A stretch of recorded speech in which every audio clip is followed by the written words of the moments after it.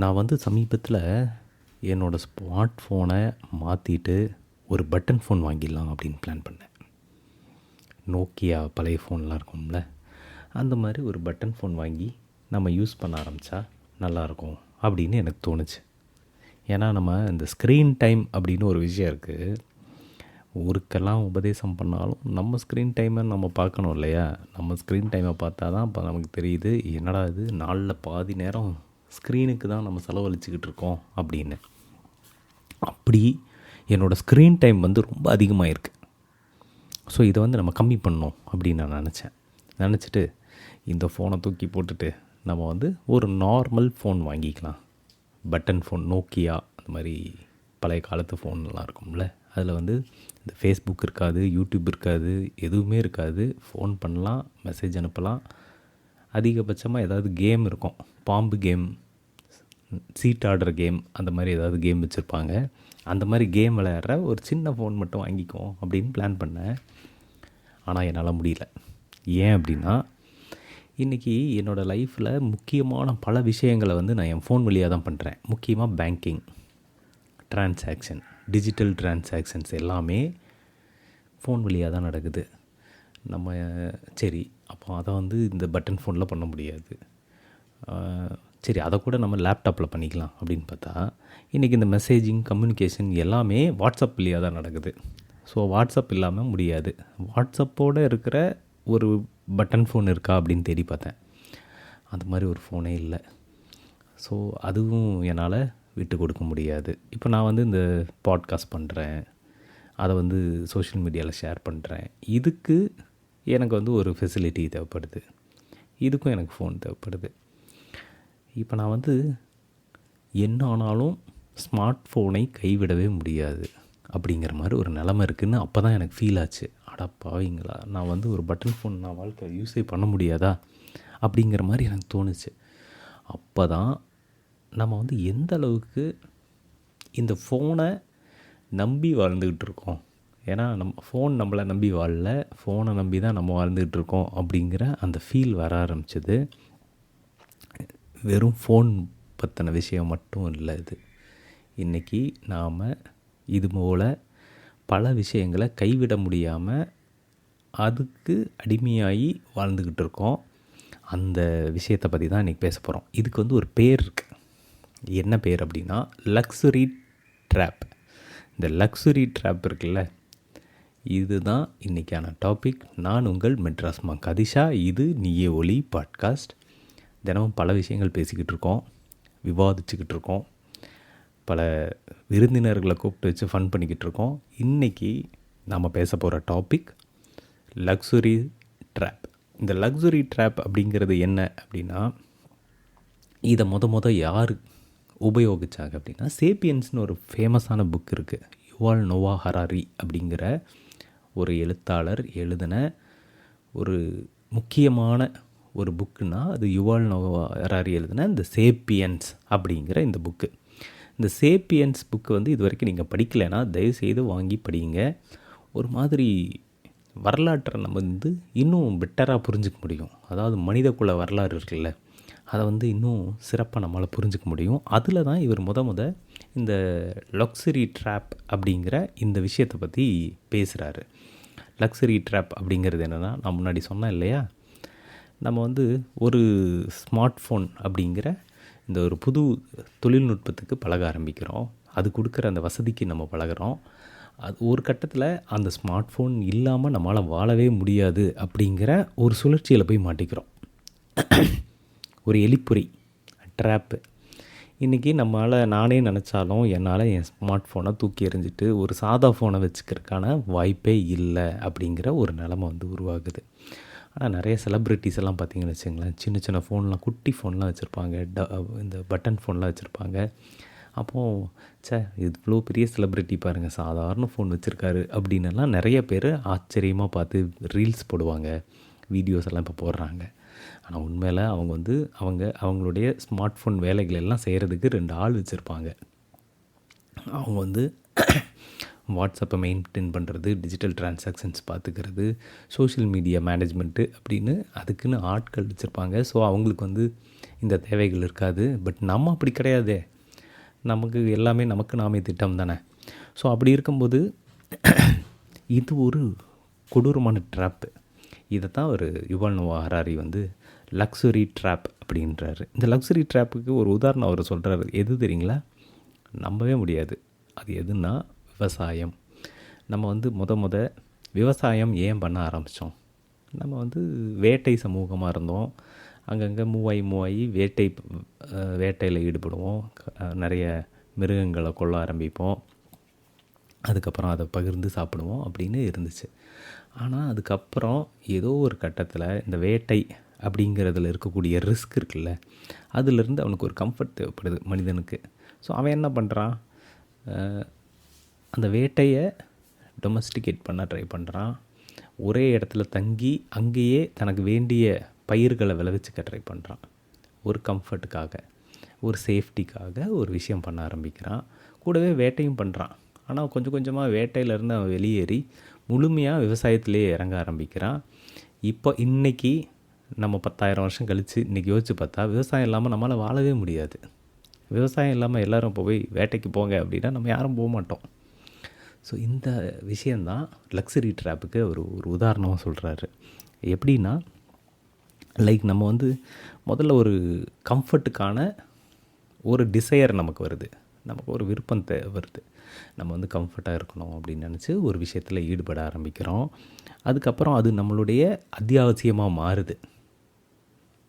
விவசாயத்தை எடுத்துக்குவோம். முதல்ல அவன் வந்து இந்த வேட்டையில் இருக்கக்கூடிய பிரச்சனைகள், அந்த சிக்கல்கள் இதிலேருந்து தப்பிக்கிறதுக்காக அவன் வந்து விவசாயத்தில் ஈடுபட ஆரம்பிக்கிறான். விவசாயத்தில் ஈடுபட ஆரம்பிக்கும் போது தன்னுடைய தேவைக்கு மேலே வந்து அவன் வந்து பொருட்களை உற்பத்தி செய்ய ஆரம்பிக்கிறான். அதுக்கப்புறம் அது வந்து அவனுடைய அத்தியாவசியமாக மாறுது. விவசாயம் இல்லைன்னா அவனால் வாழவே முடியல அப்படிங்கிற நிலைமைக்கு வருது. ஸோ இப்போ என்ன ஆகுதுன்னா,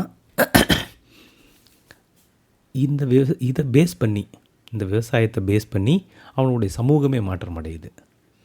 இன்றைக்கி வந்து விவசாயத்தை நம்பி அவனுடைய தொழில் மாறுது. அவன் அதுக்காக சம்பாதிக்கிறான் அப்படின்னு அவன் அதை ஒரு தொழிலாக மாறுது. அது அடிமைகளை உருவாக்குது அப்படின்னு ஒரு பெரிய மாற்றங்கள் நிகழ ஆரம்பிக்குது. கடைசியாக மறுபடியும் ஒரு புது லக்ஸரிக்குள்ளே போக ஆரம்பிக்கிறான். அவனுக்கு விவசாயம் பற்ற மாட்டேங்குது. அவனுக்கு வேறு இன்னொரு லக்ஸரி தேவைப்படுது. ஸோ அதை நோக்கி அவன் போக ஆரம்பிக்கிறான். மறுபடியும் இதையே சுழற்சி திரும்ப திரும்ப நடந்துக்கிட்டே இருக்குது. இதுதான் அந்த லக்ஸரி ட்ராப் அப்படிங்கிற இந்த விஷயம். இதுக்கு வந்து இன்றைக்கி கார்ப்பரேட் நிறுவனங்கள் எல்லாருமே இந்த லக்ஸுரி ட்ராப்பை தான் நமக்கு வந்து திரும்ப திரும்ப பண்ணிக்கிட்டே இருப்பாங்க. நமக்கு அது தெரியாது. உதாரணத்துக்கு ஸ்விக்கி, ஜொமேட்டோ மாதிரி ஃபுட் டெலிவரி ஆப்ஸ் இருக்குல்ல, இவங்க என்ன பண்ணுறாங்க? நம்ம முன்னாடிலாம் பசிச்சதுன்னா என்ன பண்ணுவோம்? வீட்டிலேயே எதையாவது சமைச்சு சாப்பிடுவோம். இல்லைனா பக்கத்து வீட்டில் கொஞ்சம் குழம்பு வாங்கி சாப்பாடை மட்டும் வச்சு பிசைஞ்சு சாப்பிட்டுக்குவோம். இல்லைனா ஏதாவது பொடிகள் வச்சுருப்போம், அதை பொடிகளை போட்டு எதாவது சாப்பிட்ருவோம்.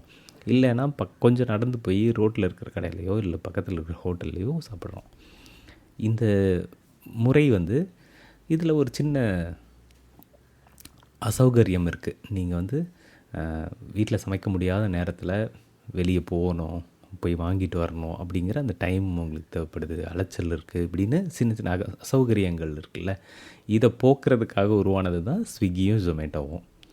இன்றைக்கி என்ன ஆயிடுச்சுன்னா, இது வெறும் இந்த அசௌகரியத்தை போக்குறதை தாண்டி இன்றைக்கி வந்து ஸ்விக்கி ஜொமேட்டோ இல்லைன்னா நம்மளால் வாழவே முடியாது அப்படிங்கிற மாதிரி ஒரு நிலைமைக்கு நம்ம போய்கிட்டு இருக்கோம். நமக்கு வந்து கொஞ்சம் கொஞ்சமாக நம்ம அதுக்கு அடிக்ட் ஆகிட்ருக்கோம். நம்ம வந்து ஓகே சமைக்கலையா, டக்குன்னு ஃபோன் எடு, ஆர்டர் போடு அப்படின்ற ஒரு மாற்றம் வந்து நமக்குள்ளே நிகழ்ந்துருச்சு. இதே மாதிரி தான் டிஜிட்டல் டிரான்சாக்ஷன்ஸு. நம்ம வந்து பேடிஎம்மோ இல்லை கூகுள் பேவோ வராத காலத்தில் நம்ம எப்படி டிரான்சாக்ஷன் பண்ணிக்கிட்டு இருந்தோம்னு ஞாபகம் இருக்கா உங்களுக்கு? கிட்டத்தட்ட ஒரு கடந்த ஒரு 5-10 இயர்ஸில் பெரிய மாற்றம் அந்த டிஜிட்டல் டிரான்சாக்ஷனில். நம்மளால் இப்போ பர்ஸ் இல்லாமல் கூட நம்ம வாழ்ந்துட முடியும். ஆனால் கூகுள் பே இல்லாமல் நம்மளால் வாழவே முடியாது. கூகுள் பே தான் எல்லா பக்கமும். நம்ம வந்து இந்த சில்லறைக்கு அலையிறது, 50 ரூபா கொடுத்துட்டு ஒரு 10 ரூபா பொருள் வாங்குறதுக்கு தயக்கமாக போய் நிற்க தேவையில்லை. 10 ரூபா கூட நம்ம இதில் போட்டுட்டு போயிட்டே இருக்கலாம். கூகுள் பேயில் போயிட்டே இருக்கலாம், பேடிஎம்மில் போட்டுடலாம். இது வந்து ரொம்ப சுலபமாக்கிடுச்சு. இது ரொம்ப ஒரு கம்ஃபர்ட் கொடுத்துருச்சு நமக்கு இந்த டிரான்சாக்ஷன்ஸ்க்கு. ஆனால் என்ன சிக்கல் ஆயிடுச்சுன்னா, இன்றைக்கி நம்ம அது இல்லாமல் வாழ முடியாது அப்படிங்கிற ஒரு கட்டாயத்துக்கு ஆளாகிறோம். நம்மளால் இந்த டிஜிட்டல் டிரான்சாக்ஷன்ஸ் இல்லாமல் வாழ முடியாதுன்ற கட்டாயம் வருது. இப்போ இவங்க என்ன பண்ணுறாங்கன்னா, இந்த ஒரு டிரான்சாக்ஷனுக்கு இவ்வளோ பணம் கொடுங்க அப்படின்னு அவன் கேட்க ஆரம்பிக்கிறான். இப்போ நம்ம சிக்கிட்டோமா, இப்போ நம்ம வேறு வழி இல்லை, அவன் எவ்வளோ கேட்டாலும் கொடுக்கக்கூடிய ஒரு இடத்துக்கு போகிறோம். இதுதான் இந்த கார்ப்பரேட் வந்து பண்ணக்கூடிய ஒரு பயங்கரமான ட்ராப்பாக இருக்குது. அதே போல் இன்னொன்றும் பண்ண ஆரம்பிக்கிறாங்க. என்னென்னா, நீங்கள் இப்போ இந்த இலவச சேவையை இன்னும் பெட்டராக உங்களுக்கு கிடைக்கணுன்னா இன்னும் கொஞ்சம் பே பண்ணுங்கள். ஸ்விக்கி ப்ளஸ், அமேசான் ப்ரைம், அந்த மாதிரிலாம் எக்ஸ்ட்ராவாக நீங்கள் பே பண்ணும்போது உங்களுக்கு இன்னும் இந்த க்யூவை முன்னாடி போகலாம், உங்களுக்கு ஃப்ரீ டெலிவரி கொடுக்குறோம் அப்படின்னு சொல்லி உங்களை கொஞ்சம் கொஞ்சமாக சப்ஸ்கிரிப்ஷன் மாடலுக்கு வந்து பழக்கப்படுத்த ஆரம்பிக்கிறாங்க. இந்த சப்ஸ்கிரிப்ஷன் மாடல் அப்படிங்கிறதும் இந்த ட்ராப்போட அடுத்த லெவல். முதல்ல உங்களுக்கு இலவசமாக ஒரு சர்வீஸை நான் கொடுக்குறேன், அதுக்கடுத்தது உங்களுக்கு நிறைய ஆஃபர்லாம் கொடுக்குறேன், அதுக்கப்புறம் ஒரு சின்ன தொகை வாங்கிட்டு சப்ஸ்கிரிப்ஷன் வாங்கிக்கிட்டு உங்களுக்கு நிறைய விஷயங்கள் ஸ்பெஷலாக பண்ணித்தரேன். அதுக்கப்புறமா சப்ஸ்கிரிப்ஷன் இருந்தால் மட்டும்தான் உங்களுக்கு இந்த சேவை கிடைக்கும் அப்படிங்கிற இடத்துக்கு நம்மளை கொண்டு போய் உட்கார வச்சுருவோம். இன்றைக்கி கார்ப்பரேட்ஸ் வந்து ரொம்ப அழகாக இந்த ட்ராப் வந்து நம்மளை சுற்றி உருவாக்கிக்கிட்டே இருக்காங்க. ஒவ்வொரு பொருள்லேயும் நம்ம சாப்பிட்ற சாப்பாடு, நம்ம யூஸ் பண்ணுற ஃபோனு, டெக்னாலஜி. யோசிச்சு பாருங்கள், ஒரு சார்ஜர் இல்லாமல் உங்களால் வாழவே முடியாது இன்றைக்கி. இனிமேல் சார்ஜரே கிடையாது அப்படின்ட்டா நீங்கள் என்ன பண்ண முடியும்? இனிமேல் இன்டர்நெட் கிடையாதுன்னா நீங்கள் வாழவே முடியாது. இன்டர்நெட் வந்து இன்றைக்கி அத்தியாவசியம்லாம் தாண்டி இன்டர்நெட் வந்து ஆக்சிஜன் மாதிரி ஆகிடுச்சு. நமக்கு இன்டர்நெட் அப்படிங்கிறது இல்லைன்னா நம்ம இயங்கவே முடியாது அப்படிங்கிற ஒரு நிலைமை வந்துருச்சு. ஃபோன் இல்லைன்னா வாழ முடியாது அப்படின்னு இந்த லக்ஸரி ட்ராப் இருக்குல்ல, இது வந்து நம்மளை ஒரு மாதிரி வேறு ஒரு மனிதர்களாக மாற்ற ஆரம்பிக்குது. குறிப்பாக சோஷியல் மீடியா, இன்ஸ்டாகிராம், இன்ஃப்ளூயன்சர்ஸு, இவங்கெல்லாம் சேர்ந்து நம்ம மேலே வந்து இந்த லக்ஸரி ட்ராப்பை மேலும் மேலும் அதிகமாக்கிட்டே போகிறாங்க. இதெல்லாம் உங்களுக்கு கம்ஃபர்ட் கொடுக்கும், இதெல்லாம் உங்களுக்கு தேவை, இதெல்லாம் நீங்கள் கட்டாயம் வச்சுருக்கணும் அப்படின்னு ஃபஸ்ட்டு ஆரம்பித்து நம்ம வந்து அதை எல்லாத்தையும் வாங்க ஆரம்பிக்கிறோம், அதை எல்லாத்தையும் பயன்படுத்த ஆரம்பிக்கிறோம், அதை எல்லாத்துலேயும் இன்வெஸ்ட் பண்ண ஆரம்பிக்கிறோம், பணத்தை வந்து கொட்ட ஆரம்பிக்கிறோம். நம்ம உழைப்பு இருக்குல்ல, உழைப்பு வந்து சுரண்டப்படுது. இந்த மாதிரி இந்த லக்ஸரி ட்ராப் மூலமாக ஒவ்வொரு பொருளும், ஒரு விளம்பரமும், ஒவ்வொரு செய்தியும், இன்ஃபர்மேஷனும் நமக்கு வர்றது எல்லாமே இந்த ட்ராப் அடிப்படையாக கொண்டது தான். அப்படிங்கும்போது நம்ம ரொம்ப ரொம்ப கவனத்தோடையும் ரொம்ப விழிப்புணர்வோடையும் இருக்க வேண்டிய ஒரு காலத்தில் இருக்கோம். இன்றைக்கி இந்த ட்ராப்பெல்லாம் செட் பண்ணுறது மனுஷங்களை தாண்டி அல்காரிதம் அப்படிங்கிறதெல்லாம் செட் பண்ண ஆரம்பிச்சிருச்சு. எப்படின்னா, நமக்கு ஒரு கம்ஃபர்ட் கொடுக்குற மாதிரி அது வந்து நம்ம வெளிப்படுத்திக்கும். அதாவது நீங்கள் இப்போ ரீல்ஸ் பார்க்குறீங்கன்னு வச்சுக்கோங்க, நீங்கள் ரீல்ஸ் பார்த்துக்கிட்டே இருப்பீங்க, பார்க்க உங்களுக்கு சுகமாக இருந்துக்கிட்டே இருக்குது, ஒரு கம்ஃபர்ட் கிடைக்குதுன்னு நம்ம நினச்சிட்ருக்கோம். அப்படி இல்லை, உங்களை இன்னும் அதிகமான நேரம் அந்த இணையதளத்தில் செலவழிக்க வைக்கக்கூடிய அந்த டெக்னிக்கில் தான் அது அந்த அல்காரிதங்கள் இயங்க ஆரம்பிக்கும். அப்படி தான் அது வந்து உங்களை வாங்க வைக்கிறது. நீங்கள் வந்து ஏதோ ஒரு பொருள் வந்து வாங்கணும் அப்படின்னு சும்மா நினச்சாலே போதும், வந்துக்கிட்டே இருக்கும், அங்கங்கே வந்துக்கிட்டே இருக்கிறதுல. இது எல்லாமே ஒரு ட்ராப்பு தான். இல்லைன்னு வச்சுக்கிங்களேன், ஈஸியாக இன்றைக்கி கம்ஃபர்ட்டாக இருக்கக்கூடிய ஒரு விஷயம் ஒரு மாதத்தில் பார்த்திங்கன்னா உங்களை அடிக்ட் ஆக்கி அது இல்லாமல் நீங்கள் வாழவே முடியாது அப்படிங்கிற நிலைமைக்கு உங்களை கொண்டு போய் விட்டுரும். அப்போ நம்ம வந்து கற்காலத்திலே போய் வாழணுமா அப்படின்னா அப்படியெல்லாம் கிடையாது. நம்ம வந்து கொஞ்சம் கவனத்தோட விழிப்புணர்வோடு இருக்கணும் அப்படிங்கிறது தான் இதில் ரொம்ப முக்கியமாக இருக்குது. ஹெடானிக் ட்ரேட்மில் அப்படின்னு ஒரு கான்செப்டை வந்து சைக்காலஜிஸ்ட் வந்து யூஸ் பண்ணுறாங்க. ஹெடானிக் ட்ரேட்மில் அப்படின்னா, புதுசாக ஒரு லக்ஸரி வர்றப்போ என்ன ஆகுதுன்னா, நமக்கு வந்து எப்பெல்லாம் ஒரு புது விஷயம், புது தொழில்நுட்பமோ, ஒரு புது அனுபவமோ நமக்கு கிடைக்கும்போது நமக்கு வந்து ஒரு மகிழ்ச்சி வந்து கிடைக்குது. ஒரு அந்த ஸ்பைக் இருக்குது, ஒரு மகிழ்ச்சி. நம்மளோட மகிழ்ச்சிக்கு ஒரு கிராஃப் போட்டிங்கன்னா, புதுசாக ஒரு விஷயம் நம்ம வாழ்க்கைக்குள்ளே நுழையும் போது, ஒரு கம்ஃபர்ட் நுழையும் போது ஒரு ஸ்பைக் இருக்கும். நம்ம கொஞ்சம் பயங்கர ஹாப்பியாக இருப்போம், நம்ம அதை ரொம்ப சந்தோஷமாக என்ஜாய் பண்ணுவோம். அதுக்கப்புறம் என்ன ஆகும்னா, போக போக அந்த மகிழ்ச்சி வந்து குறைஞ்சிக்கிட்டே இருக்கும். அதுக்கப்புறம் அது ரொம்ப பழகிடும். அப்படி ஒரு விஷயம் நம்ம வாழ்க்கையில் இருக்குது அப்படிங்கிறதே நமக்கு தெரியாமல் போயிடும். இதுக்கு வந்து ஒரு சைக்கிள் இருக்குது. முதல்ல வந்து கம்ஃபர்ட்டுக்கான தேடல் இருக்கும், அதுக்கு அடுத்தது அதை எப்படியாவது அடையிறோம் அப்படிங்கிறது, கடைசியாக அதுக்கு பழகிடுறது.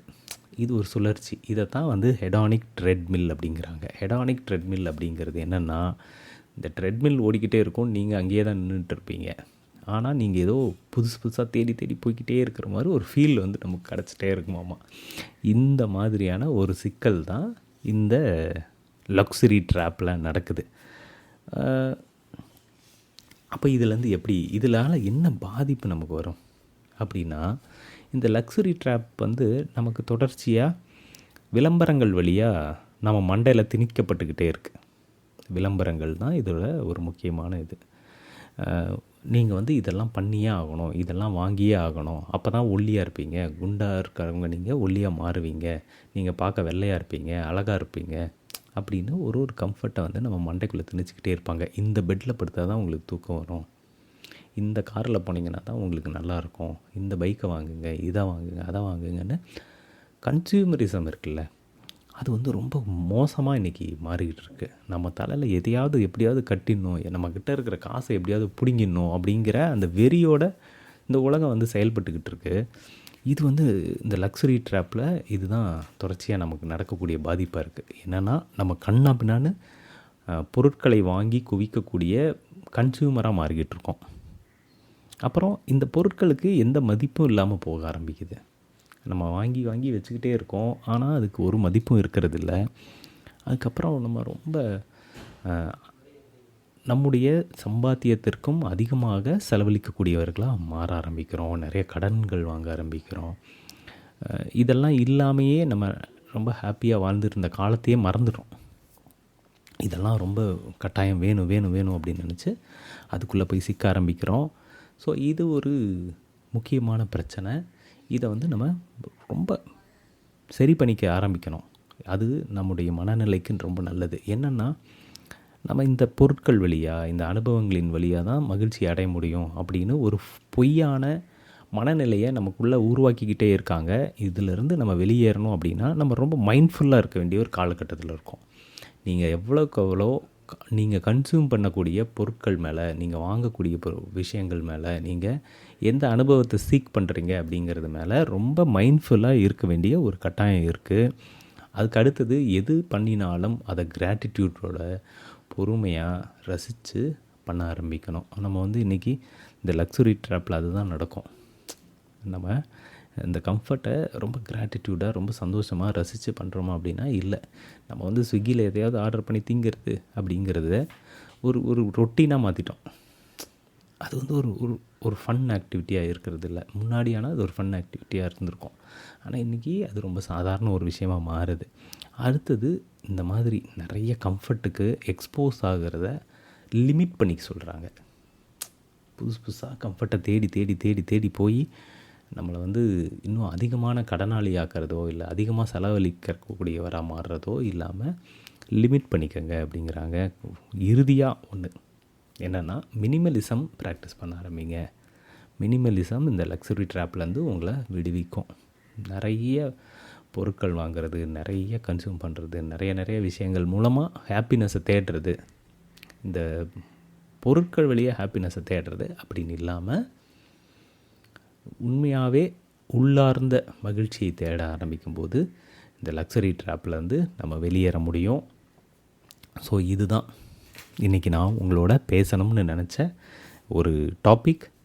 ஸோ நீங்கள் எல்லோரும் இந்த லக்ஸரி ட்ராப்பில் மாட்டிக்காமல் அதிலேருந்து தப்பிக்கும் வழிகளை யோசிங்க. நானுமே என்னோடய ஸ்மார்ட் ஃபோன்லேருந்து தப்பிக்கிறதுக்கான வழிகளை யோசிக்கிறேன். ஏன்னா இது வந்து இந்த ஸ்மார்ட் ஃபோன் வந்து நம்மளுடைய டைமை வந்து ரொம்ப திங்குது. ஸோ அதுக்கான வழிகளை நானும் யோசிக்கணும்னு நினைக்கிறேன். மறுபடியும் நாளை வேறு ஒரு நல்ல டாப்பிக்கோடு உங்கள் எல்லோரையும் சந்திக்கிறேன். அதுவரை ரொம்ப ஹாப்பியாக இருங்க, சந்தோஷமாக இருங்க, ஸ்மைல் பண்ணிக்கிட்டே இருங்க. நாளைக்கு மீண்டும் சந்திப்போம். அதுவரை உங்களிடமிருந்து விடைபெறுவது உங்கள் மெட்ராஸ் மாங்காதிஷா. இது நீய ஒலி பாட்காஸ்ட்.